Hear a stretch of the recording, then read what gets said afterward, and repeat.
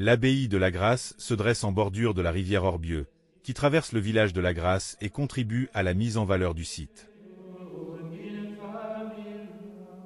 L'abbaye de la Grâce est divisée en deux parties visitables indépendamment l'une de l'autre.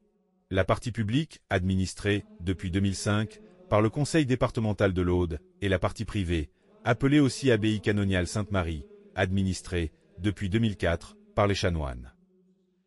Derrière le grand portail de fer forgé, l'entrée dans l'enceinte privée est une immersion immédiate dans la quiétude monastique. Les visiteurs qui y accèdent, guidés par l'un des chanoines, découvrent un lieu hors du temps.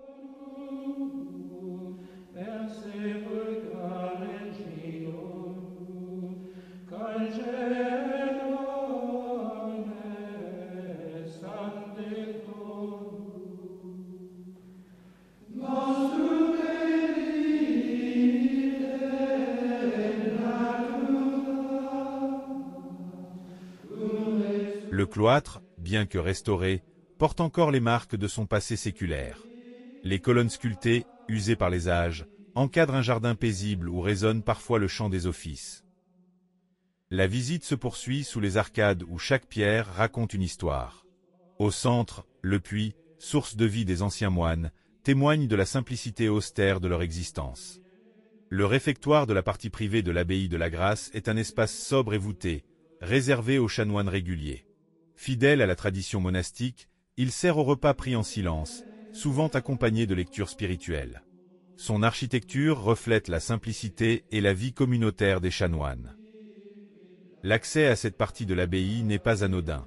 Il invite au recueillement autant qu'à la découverte. Ici, le silence est une prière en soi, brisée uniquement par les pas feutrés des visiteurs ou les psaumes chantés en grégorien. Ceux qui ont la chance d'assister à une visite commentée par un chanoine repartent souvent avec une impression indélébile, celle d'avoir franchi une porte vers un passé encore vivant.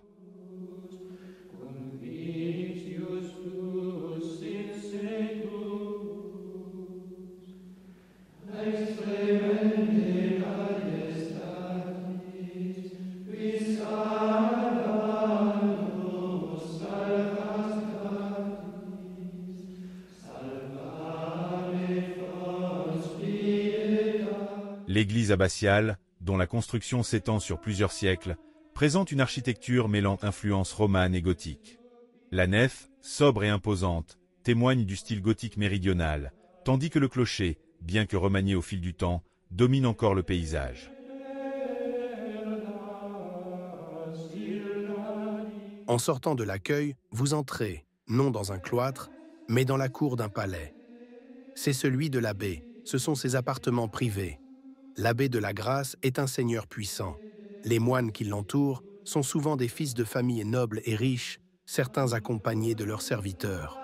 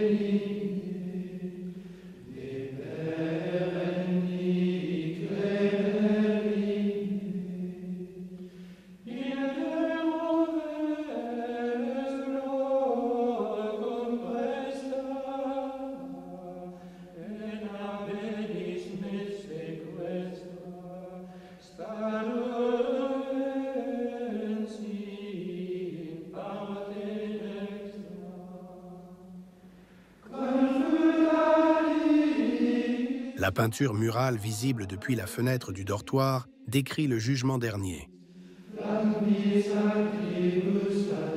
Le dortoir est une grande salle voûtée où les moines dormaient en communauté selon la règle de Saint Benoît.